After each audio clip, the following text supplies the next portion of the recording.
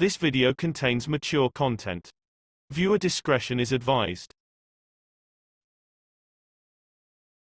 The Blood Telegram by Gary J. Bass.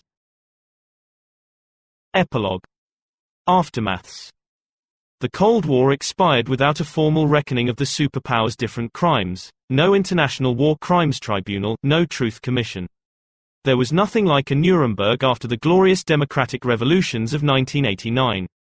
Americans and Russians have been able to walk away without serious afterthought. But if Americans have been able to forget the legacy of 1971, the peoples of the subcontinent have not. The atrocities remain Bangladesh's defining national trauma, leaving enduring scars on the country's politics and economy. Economic development was always going to be difficult there, but the challenges were made much worse by the loss of so many people, the disruption of families and rural communities, the decimation of the ranks of the educated, the devastation of infrastructure, the radicalization of political life, the widespread availability of leftover weapons from the insurgency, and the burden of getting the refugees back home. Nor could Bangladesh depend on India, as Richard Nixon and Henry Kissinger feared it would. Although India, proving as good as its wartime word, quickly agreed to withdraw its troops from the new country, relations between the two neighbors rapidly soured. P.N. Haksar told Indira Gandhi, "Bangladesh at present is, politically speaking, a primordial slime. Out of this chaos, cosmos has to be created." The Bangladeshi government found the embrace of their Indian liberators stifling, with politicians making prickly complaints about the gargantuan shadow that India cast. Sheikh Mujibur Rahman, freed from a West Pakistani jail, set up a new democracy, but it did not endure long. As Haksar and other Indians had warned, Bangladesh's underdevelopment and poverty proved overwhelming. Mujib's government quickly sank into corruption. As the Indian Foreign Ministry noted nervously, the rural poor were hungry, while the middle class were disillusioned as their living standards declined. In December 1974, Mujib seized emergency powers for himself, gutting the democratic constitution that he had helped fashion. Then in August 1975, army officers launched a violent coup, storming Mujib's Dhaka house and shooting him dead, as well as his wife, brother, sons, and daughters-in-law. Today, the house is a gruesomely preserved museum, displaying bloodstains on the steps and brain matter that splashed up onto the ceiling. Bangladesh plunged into unrest and instability, with a brief flickering period of civilian rule followed by another coup, and then another. Haksar asked what was next. Another night of the long knife. Today, India stands aloof from Bangladesh. The two countries squabble about border enclaves, bizarre leftovers from partition, tiny bits of Bangladeshi territory that are inside India, and little blobs of Indian territory located inside Bangladesh. India has separated itself from its neighbor with armed guards at a massive fence with barbed wire, running along most of the border. Since 2000, Indian forces have killed almost 1,000 Bangladeshis trying to get across the border. Yet in recent years, Bangladesh's investments in education have paid off, with reduced poverty and a nascent middle class. Even with crumbling infrastructure and awful, sometimes lethal, working conditions in the vital garment industry, even though millions of people still have no hope of anything more lucrative than subsistence farming, Bangladesh has managed impressive and sustained economic growth. But the country still suffers from broken politics.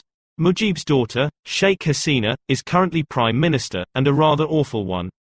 There are unexplained disappearances and killings. Muhammad Yunus, the Nobel laureate who broke new ground in microcredit, is hassled by the authorities. Corruption is endemic, and opposition politicians face arrest or harassment. There are angry street protests. While there is a new war crimes tribunal charged with the atrocities of 1971, it is only pursuing Bangladeshis accused of collaborating with Yahya's regime, which conveniently implicates members of the country's biggest Islamist party, opponents of Sheikh Hasina. True justice for the horrors is vital, but the slanted trials so far have failed to live up to both Bangladeshi and international standards of due process. Showing how deeply Bangladeshis still feel the wounds of 1971, when a defendant got a life sentence rather than the death penalty, that was enough to spark the largest mass demonstrations in Dhaka in the past 2 decades. It will be up to Bangladeshis to fix their own politics, but Americans should realize that this distant people's task has been made harder from the outset by the US-backed horrors of 1971. If an apology from Henry Kissinger is too much to expect, It would be an act of decency for the US government to recognize a special American responsibility to make amends to the Bangladeshi people. Pakistan. Pakistan was stunned by its military defeat. The population was in shock, dazed and resentful. During the war, the state-controlled press had falsely told Pakistanis that their army was winning. When the government abruptly lifted censorship, Pakistanis were unprepared for the hard slap of reality. They suddenly learned about the army's atrocities and military defeats, leaving people disillusioned and disgusted.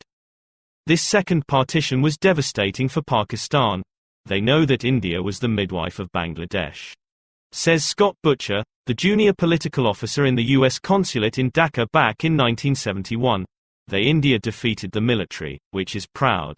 That was a real sock in the gut for Pakistani dignity. They lost half their country and more than half their population. Yahya himself was so much in denial that he defiantly vowed to keep fighting for the East. But in the city streets of what had been West Pakistan and was now simply a truncated Pakistan, crowds screamed for Yahya and his cronies to be put on trial as traitors. Infuriated by Yahya's drinking, mobs in Karachi burned liquor stores. The CIA reported that some of the military and the public thought he should commit suicide. Days after Dhaka fell, Nixon's friend reluctantly announced that he was resigning, swept aside by Zulfikar Ali Bhutto. Despite his electoral success back in 1970, Bhutto came to Pakistan's presidency under a cloud. Some Pakistanis blamed him for an aggressive obduracy in the constitutional negotiations that had helped lead to the current catastrophe. Piling on the humiliation, India worked energetically to frame the defeat as a foundational challenge to Pakistan's ideal of itself as an Islamic nation. Indian thinkers rejected Pakistan's two-nation theory. The belief that Hindus and Muslims comprised two distinct nations, which Haxer called the purest fiction ever invented by the human mind. The creation of Bangladesh has sounded a death knell to the so-called two-nation theory. Gloated a senior Indian diplomat, rubbishing the concept of Pakistan as an Islamic state.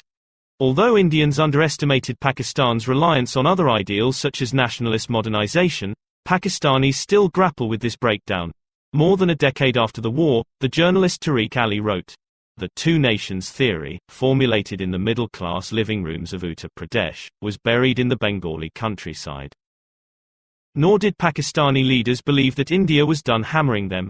In June 1971, Swaran Singh, India's foreign minister, had secretly told his diplomats about other ways to crack up West Pakistan itself, by stirring up rebellion in restive areas such as Balochistan and the northwest frontier province, hoping to get those places to follow Bangladesh's lead.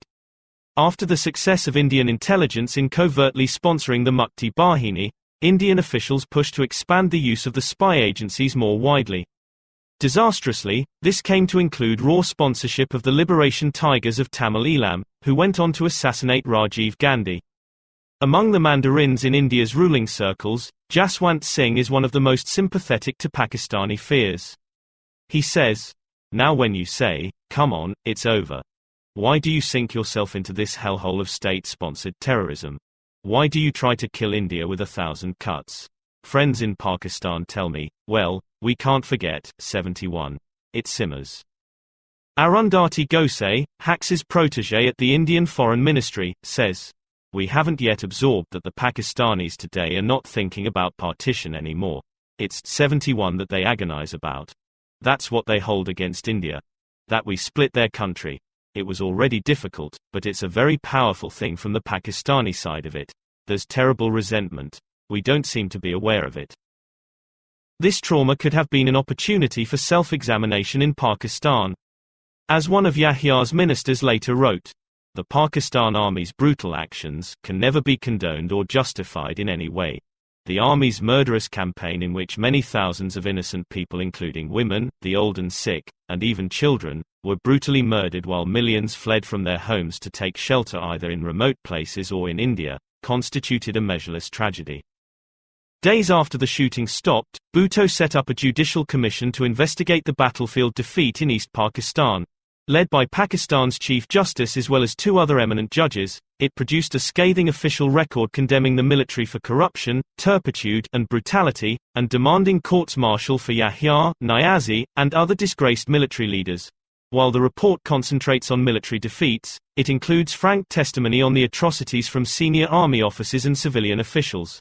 This judicial commission, convinced that there can be no doubt that a very large number of unprovoked and vindictive atrocities did in fact take place, urged Pakistan's government to set up a high-powered court or commission of inquiry to hold trials of those who indulged in these atrocities, brought a bad name to the Pakistan Army and alienated the sympathies of the local population by their acts of wanton cruelty and immorality against our own people.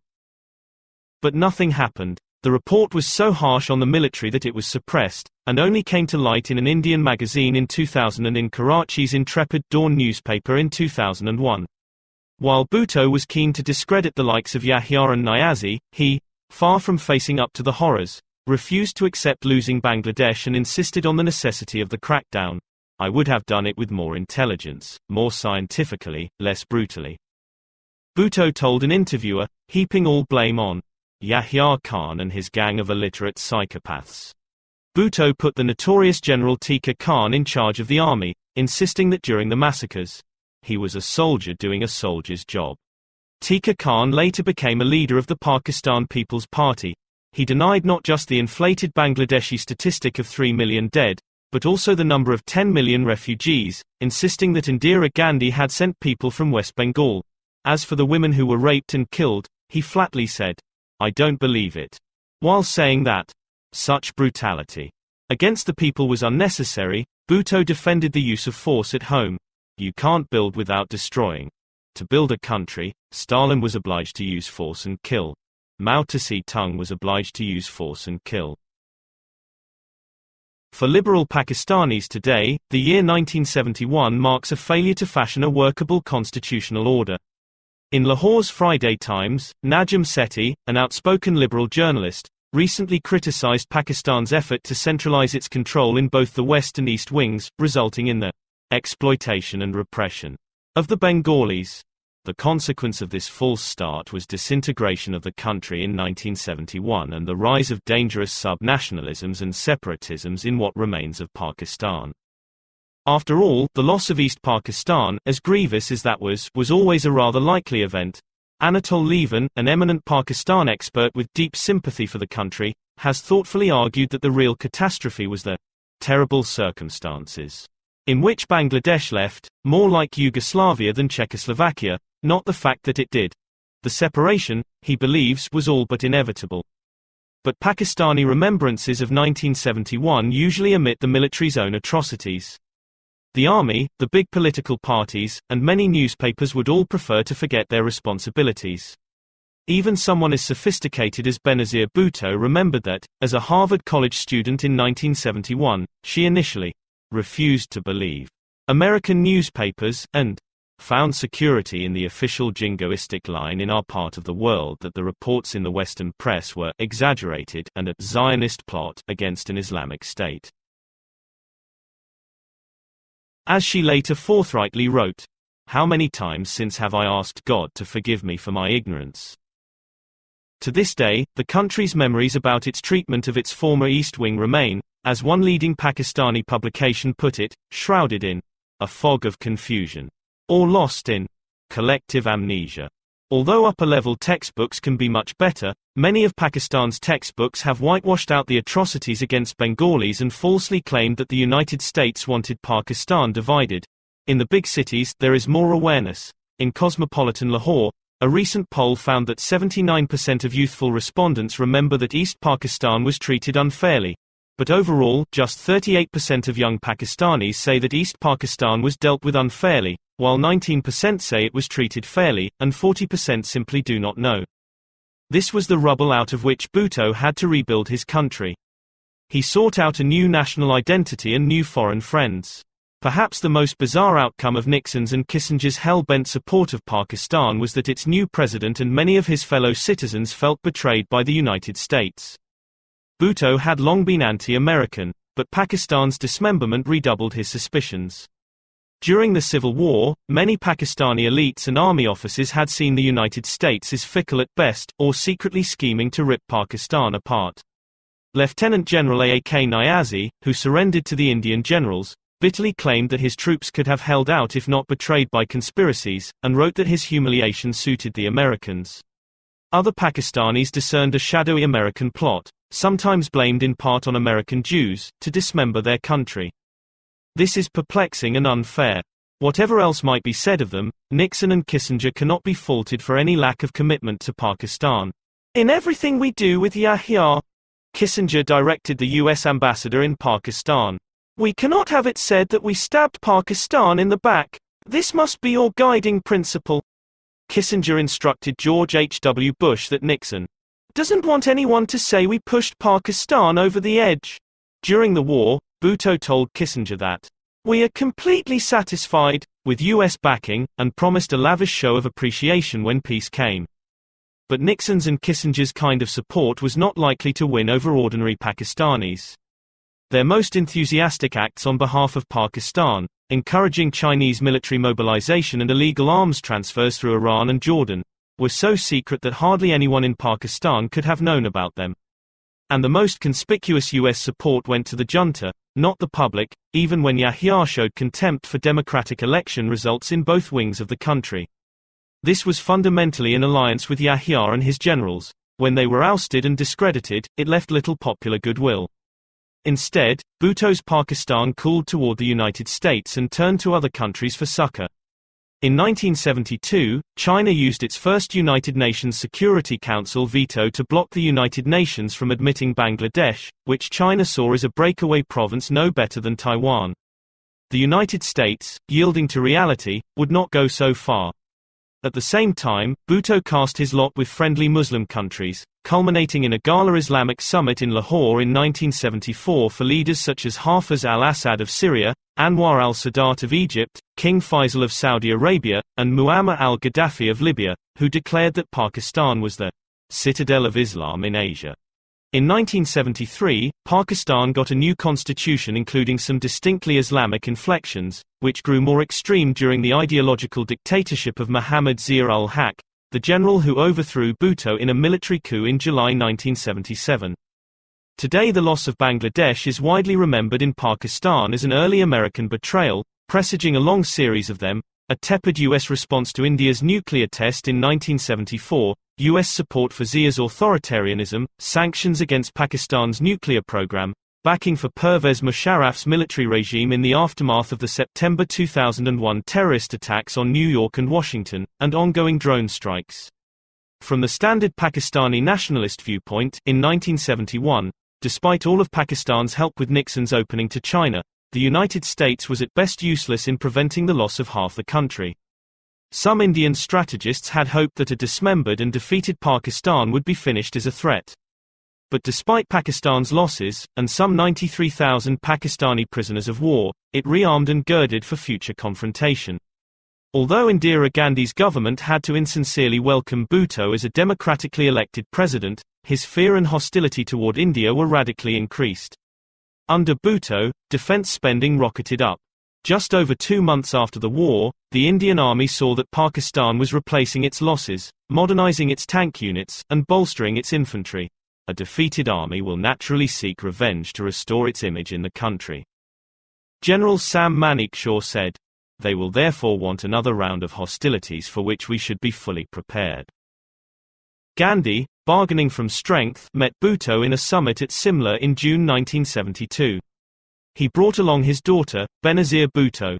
Although they sparred over Kashmir, she gave him generous terms: the return of some 5,000 square miles of Pakistani territory seized by Indian troops, and the repatriation of 93,000 Pakistani prisoners of war, with the approval of Mujib's government in Bangladesh. Many Indians were startled by Bhutto's success at Simla, with the opposition arguing that Gandhi had lost at the negotiating table what the army had won in war.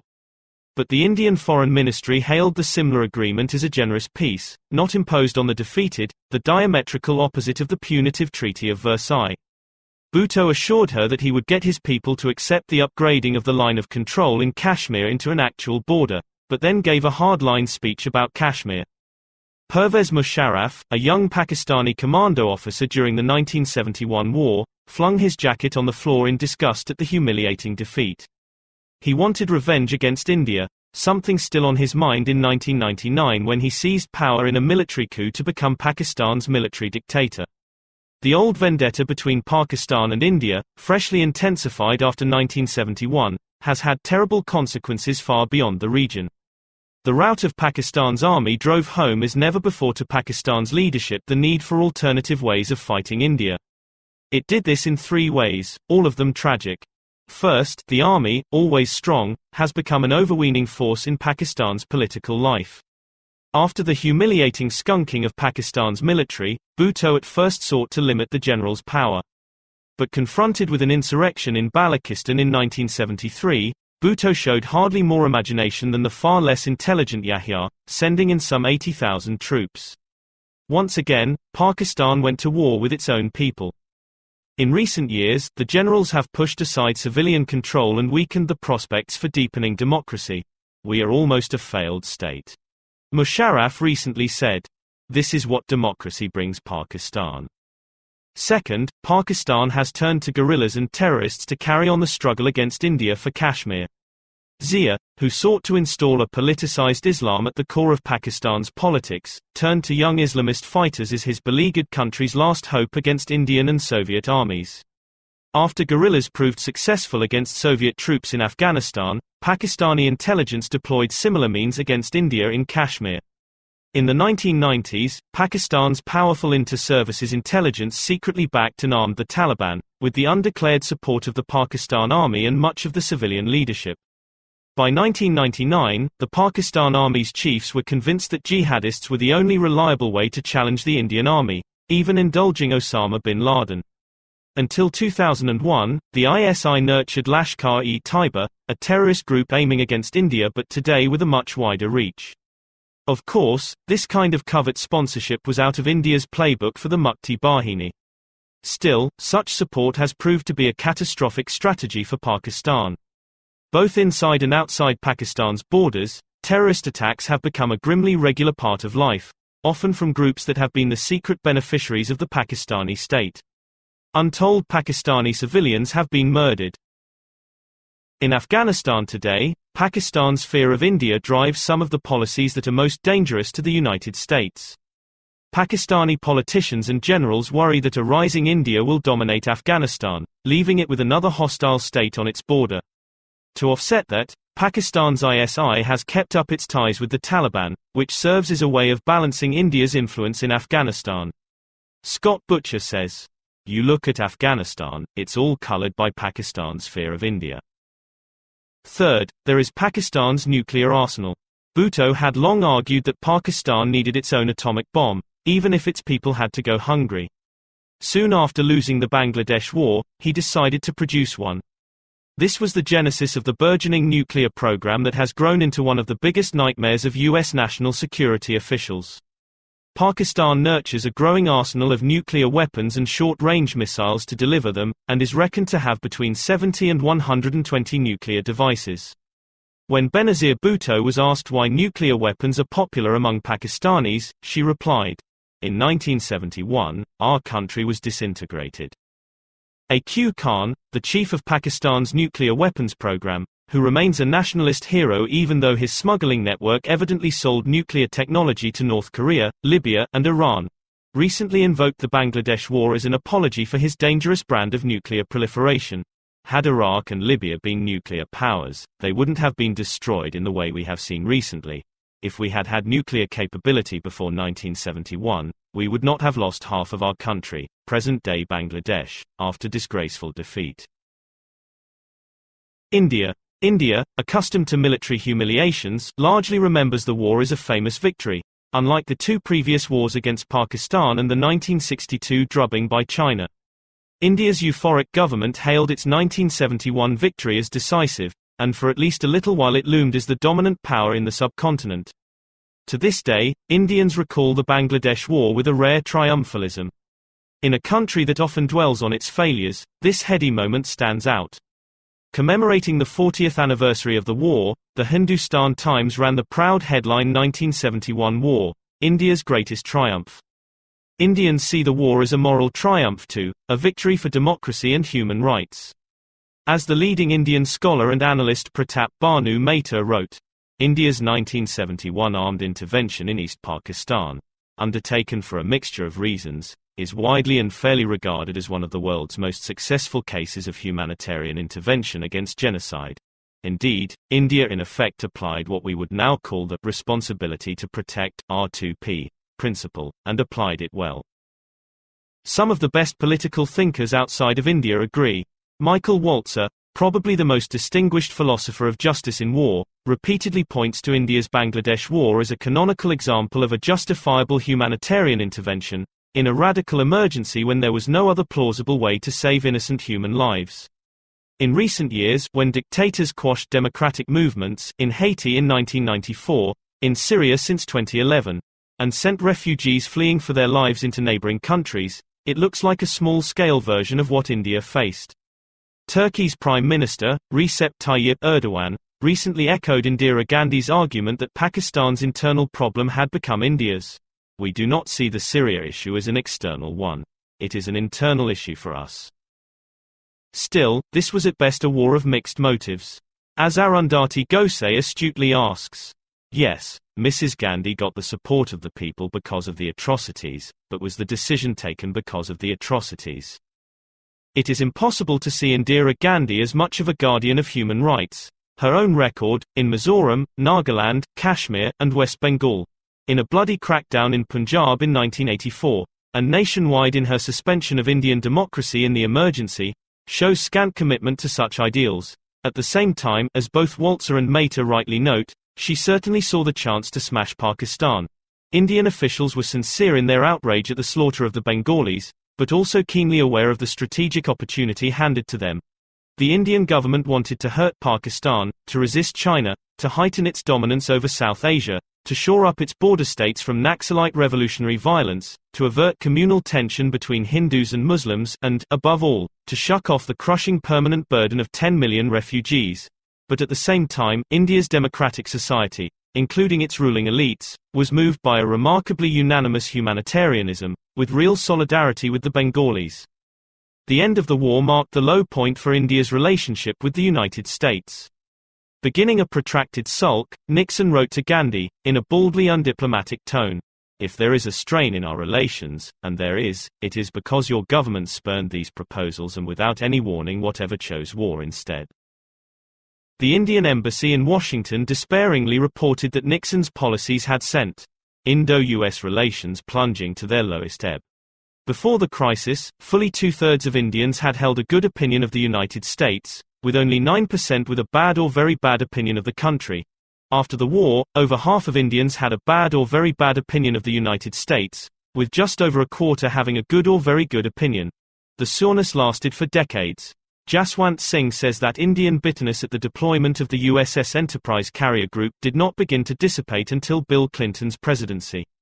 More pointedly, one of Gandhi's top advisers has argued that the bullying of the Enterprise prodded India to accelerate its nuclear program, leading to the detonation of a nuclear device at Pokhran, in the vast Rajasthan desert, in May 1974. To this day, Indian nationalists often argue that the Enterprise proves why India needs nuclear weapons. India had that experience in 1971, when the USS Enterprise entered the Bay of Bengal. Arundhati Gosai once told a reporter, "I have always felt that this was what prompted Indira Gandhi to explode the nuclear device in 1974. This is more a reflection of Indian resentment than of historical fact." After all, even Nixon, more hostile to India than any US president, was obviously deterred from anything more than a symbolic gesture by India's conventional military strength. So, evidently, was a bellicose China, which had menacingly tested its own bomb back in 1964. True, it seems that Gandhi authorized the building of a nuclear device in 1972, after the war, having publicly rejected an Indian bomb as recently as June 1971. But it is not clear when she decided to authorize building the device, with some accounts placing that before the Enterprise's visit to the Bay of Bengal. India was certainly debating its nuclear options before the Bangladesh crisis, and the idea of a peaceful nuclear explosion was gaining ground in the summer of 1971, before Nixon's gunboat diplomacy. Rather than being driven by fear of the United States, India in its decision to detonate a nuclear bomb seems to have been motivated in large part by Gandhi's desire for domestic popularity. Many Indians cheered the blast. And the enterprise definitely wounded the pride of India's leaders, as well as reminding them of their relative weakness. They were shocked by this expression of American contempt. As the scholar George Perkovich argued, India was mostly driven to develop nuclear capacity not by any urgent new threat, but by the wish for major power status. With this great victory, Indira Gandhi stood at the apex of her power. Her former critics sang her praises, as her favorability rating in the polls soared to an astonishing 93%. In March 1972, state elections were called for 13 states, and her Congress party easily rode her coattails to win all of them. Even in West Bengal, the Congress came out well, although it had to ally itself with the Communist Party of India, and use shocking measures of terror and voter fraud. She had stood up to the cruel Pakistanis, the fanatical Chinese, and the arrogant Americans. People hailed her as Durga, the invincible Hindu warrior goddess. Gandhi was intoxicated by her battlefield success. "I am no longer the same person," she euphorically told her closest friend. That friend was worried. Adrift in all the adulation, the Prime Minister seemed to be losing the ability to doubt herself. The war had fostered something close to a cult of personality around Gandhi. The Congress, which tellingly eventually came to be known as the Congress, for Indira, was more than ever her instrument. She weakened the restraints of India's democratic institutions, installing loyalists to run key states, packing the civil service, and even trying to hold sway over the judiciary. But Durga still had a poor country to run. India's coffers were drained by waging war, sheltering refugees, and sponsoring an insurgency. India had also lost U.S. economic aid. As the monsoons failed, the economy was in a shambles, battered by high oil prices and inflation. The country fell into labor strikes, with factories shuttered and people in misery. She turned away from Haxa, relying increasingly on her corrupt and callow second son, Sanjay Gandhi, who pressed her toward autocracy. The Prime Minister had become very arrogant, recalled one of her aides. She loved being called Durga. The Bangladesh victory was the turning point. History does not march so directly, but Gandhi certainly grew less tolerant after her war. Throughout the Bangladesh crisis, the activist Jayaprakash Narayan had pressed her to confront Pakistan. Rather than embracing him as part of the war effort, Gandhi spoke of him with vehement contempt. "Jayaprakash has never taken me seriously," she told her friend. "One has to be really ruthless if the need arises." To her fury, Narayan launched a new and radicalized protest movement, capitalizing on the country's economic woes. Her popularity sank steadily, while he alarmingly called for total revolution. Escalating the confrontation, she unleashed the police on Narayan and his followers in Bihar. Gandhi became prey to conspiratorial claims that Narayan's movement was secretly backed by the United States as payback for the Bangladesh humiliation. The Prime Minister, knowing how much Nixon loathed her, worried about the foreign hand. In June 1975, after a High Court handed down a startling ruling that threw the Prime Minister out of Parliament and barred her from office for 6 years, Gandhi launched her emergency. Indians were devastated at this nightmare betrayal of their freedom. Egged on by Sanjay, Indira Gandhi rounded up and jailed hundreds of opposition politicians, including Narayan. She imprisoned unionists, students, and politicians who had anything to do with rival parties like the Jana Sangh and the Congress. She imposed humorless censorship and cut electricity to newspapers. India's famously rambunctious press, which had done so much to bring to light the atrocities against Bengalis back in 1971, was forced to kill stories about strikes and demonstrations, cut out the political jokes, and instead run official drivel from South Block. This kind of rupture was something that Haxa, now shoved aside, had long dreaded. With a bitter awareness of the fragility of democracy, he had once written, "If our parliament goes berserk and becomes an instrument of oppression, our democracy would have failed and something else would take its place. If such turbulence were to take place in our country, waving of the constitution against the floodwaters of dark reaction or revolution will not stem the tide." But it was his own prime minister who had now gone berserk. Throughout the darkest days of the Bangladesh crisis, Indians had taken pride in their own democratic system as a sign of moral superiority over Pakistan's junta.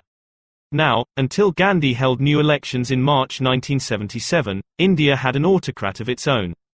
Some Indians painfully heard echoes of Pakistani dictatorship in the emergency. After all, Yahya had subordinated freedom to stability too. The Pakistani military had also taken power to rescue their country from itself. The Bengalis of East Pakistan had accused Pakistan's generals of cementing West Pakistan's domination over them. Now southern Indians complained that Gandhi was enshrining northern preeminence through her emergency powers. Less than 2 months after the emergency began, Mujib was assassinated in Dhaka. India, for all its wartime rhetoric about Bangladeshi democracy, kept up normal ties, readily accepting a new military president to replace the dead Mujib. The Indian Foreign Secretary, in no position to lecture about the abnegation of democracy, told the Bangladeshi High Commissioner, "It is for the Bangladesh nation to decide what is best for them." Gandhi, horrified, was convinced that she would be next. The army officers in Bangladesh had shot dead Mujib's 9-year-old son. Her grandson, Rahul Gandhi, was about the same age. She spent the rest of her life in dread of assassination, until the day in October 1984 when she was gunned down at her home by 2 of her Sikh bodyguards. Indira Gandhi left behind a family dynasty that still looms over Indian politics.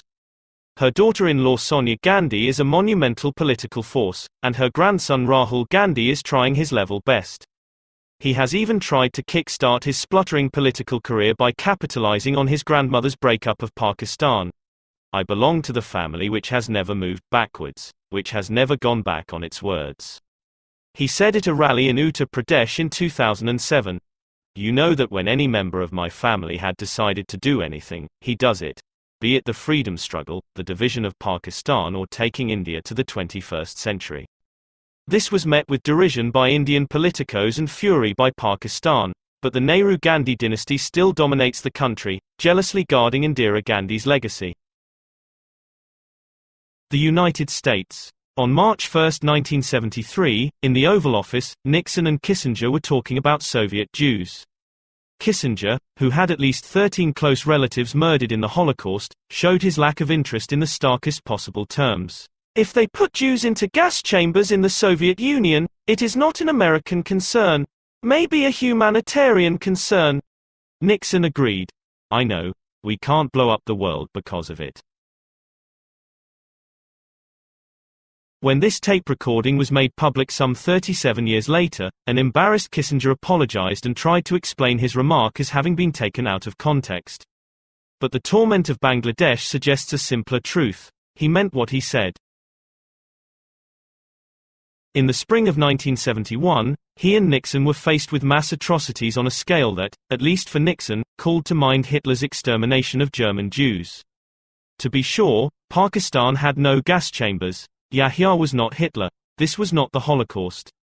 Still, although Nixon and Kissinger stood behind many dictatorships, in Brazil, Greece, Portugal, Indonesia, Iran, Spain, South Korea, this was an enormity that went beyond the workaday cruelties of statecraft, as Nixon himself understood. And yet in that dire circumstance, Nixon and Kissinger, in word and in deed, stood resolutely behind Pakistan's murderous generals. During the grueling year of 1971, Nixon and Kissinger were often outraged. Nixon saw Indira Gandhi's aggressiveness as morally wrong, not just strategically inconvenient. Kissinger was indignant at William Rogers, exasperated with Kenneth Keating, and appalled by Archer Blood. But when it came to mass murder, he was oddly diffident. The worst he would say about Yahya was that he thought the man was stupid, and Kissinger thought that almost everyone was stupid. No country, not even the United States, can prevent massacres everywhere in the world. But these atrocities were carried out by a close U.S. ally, which prized its warm relationship with the United States, and used U.S. weapons and military supplies against its own people. Surely there was some U.S. responsibility here. And yet Nixon and Kissinger, for all their clout with Pakistan, despite all the warnings from Blood and others, continued to support this military dictatorship while it committed grievous crimes against humanity. Nixon and Kissinger have been impressively successful in polishing the grit off their own reputations. At night on August 7, 1974, facing impeachment and conviction over Watergate, Nixon finally decided to resign. He summoned Kissinger to his side in the residence at the White House, and asked how history would view his foreign policy. As Nixon boozily sobbed, Kissinger recited the president's achievements, assuring the shattered man that history would remember him as a great peacemaker. Just in case, the next day, Nixon, in his final televised address from the Oval Office, rattled off his successes with Vietnam, China, the Middle East, and the Soviet Union, and, unsurprisingly, made no mention of India or Bangladesh. "We have taken shit ever since," Nixon said soon before his death. After resigning, he spent the rest of his days seeking rehabilitation. Bob Woodward aptly writes that Nixon waged a war against history, churning out 10 books, trying to salvage his historical reputation by touting his achievements in foreign policy. Nixon's self-exculpatory books show his old fondness for Pakistan's helpful generals, but he limits his references to their role in smoothing his way to China, and certainly never considers the Bengali lives lost in exchange for Yahya's assistance. While Nixon's and Kissinger's massive tomes try to elevate them into the redemptive company of titans like Charles de Gaulle and Konrad Adenauer, they are more properly remembered alongside a rampaging Yahya. Nixon and Kissinger largely failed at sanitizing their record on Watergate, Vietnam, and Cambodia, but on Bangladesh they proved to be remarkably deft at ducking public judgment. Just 2 years later, when Kissinger became Secretary of State, a Gallup poll found that he was the most admired person in the United States. Far from ending up a pariah, he remains a superstar, glistening as the single most famous and revered American foreign policy practitioner. Bangladesh ought to rank with Vietnam and Cambodia among the darkest incidents in Nixon's presidency and the entire Cold War.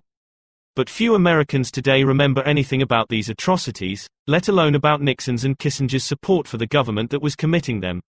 In this forgetting, Americans have absorbed some of Nixon's and Kissinger's contempt for Bangladesh. Far away, poor, brown, the place is all too easily ignored or mocked. For those primarily concerned with the health of the United States, Nixon's and Kissinger's actions back in 1971 deserve scrutiny for their contempt for the rule of law. As Bob Woodward and Carl Bernstein have rightly pointed out, Nixon was trampling the law long before June 1972, when the burglars were arrested while breaking into Democratic Party headquarters at the Watergate. In December 1971, Nixon and Kissinger were already abusing government power by unlawfully transferring weapons to Pakistan from Iran and Jordan. They took no notice of legal warnings from the State Department, the Pentagon, and the White House staff. In the Nixon White House, it already went without saying that the president was above the law. And unlike with Watergate, Nixon and Kissinger largely got away with this illegal covert operation, never facing anything like the Iran-Contra investigation. Kissinger did take some knocks in the press over India, which sent him into a frenzy. Some of the records of his Situation Room meetings were leaked to the muckraking columnist Jack Anderson, who even found out that Kissinger had toyed with the idea of illegally sending Jordanian F-104s to Pakistan, although he did not realize that Nixon and Kissinger had actually done it. "We cannot survive the kind of internal weaknesses we are seeing," Kissinger raged to Nixon. John Ehrlichman noted that Kissinger was lashing back with a forceful press campaign, trying to change the fact that during his Situation Room meetings Henry had lost his objectivity and he'd been exceedingly intemperate in his attacks on India. Nixon, seeing how Kissinger ranted and raved, briefly considered firing him. "He's personalizing this India thing," the president told Alexander Haig. "He just starts to wear himself out and crack up." Still, Nixon shared Kissinger's desire for revenge against Anderson. A year after Yahya started his slaughter, E. Howard Hunt and G. Gordon Liddy were drawing up far-fetched possible plans to kill Anderson, by poisoning his drink, or putting LSD on his car's steering wheel so he would hallucinate and crash. Today, Nixon's and Kissinger's fog of self-justification, pumped out by the White House's publicity machine, has thickened into fact. In the weeks after the Bangladesh war ended, Nixon and Kissinger became fortified in their wartime conviction that they had done it all right. "God Almighty," Nixon said. "We did everything that we could possibly do." They had, he said, "a hell of a record." Kissinger concurred. "We are infinitely better off in China, and we're somewhat better off in Pakistan. So on balance, it was a cold-blooded calculation," he assured Nixon. "By next July, Mr. President, we'll look damn good on it." Kissinger, in a tirade against liberals, intellectuals, and Democrats, angrily told Nixon, "Not one has yet understood what we did in India-Pakistan and how it saved the China option which we need for the bloody Russians. Why would we give a damn about Bangladesh?" "We don't," agreed Nixon. Later, when Kissinger wrote a gargantuan 800-page history of diplomacy, Pakistan pops up only as a plucky Cold War ally, with no mention of the atrocities. In his memoirs, Nixon cannot even bring himself to mention the slaughter in East Pakistan or the stolen election, instead blaming the trouble on a Bengali rebellion and Indian aggression. Blurring events into haze, he writes in passing of the almost unbelievable cruelty of the fighting on both sides. In East Pakistan, his other books brush past Yahya's massacres, while denouncing Indira Gandhi for seeking to wipe out Pakistan. While both Nixon and Kissinger understandably gloried in the opening to China, they worked hard to forget how horribly Bengalis suffered in order to secure the Pakistani junta's goodwill. Kissinger's memoirs are a lengthy masterpiece of omission. Although he devotes a long chapter to glossing up his record in South Asia, he says almost nothing about the slaughter of Bengalis, while still insisting that Pakistan's atrocities were clearly under its domestic jurisdiction. The suffering of the Bengalis does show up when he stands on the principle of non-intervention, fearing the loss of all restraints in the world if short-sighted and repressive domestic policies are used to justify foreign military intervention. A solicitude for sovereignty that did not quite apply to, say, Chile or Cambodia. He lays blame for some of the most controversial decisions on Nixon and even the steamrollered William Rogers, who on most days in this crisis might as well have stayed in bed. He leaves out his encouraging China to move troops against India and the illegal Iranian and Jordanian arms transfers, while praising the bravery of Nixon's reckless decision to back China against India. He dismisses the administration's critics as driven by fluctuating emotions and an ignorance of the White House's own, essentially geopolitical point of view. He sanitizes out Nixon's racial animus toward Indians. No book has done more to bury the memory of the Bengalis.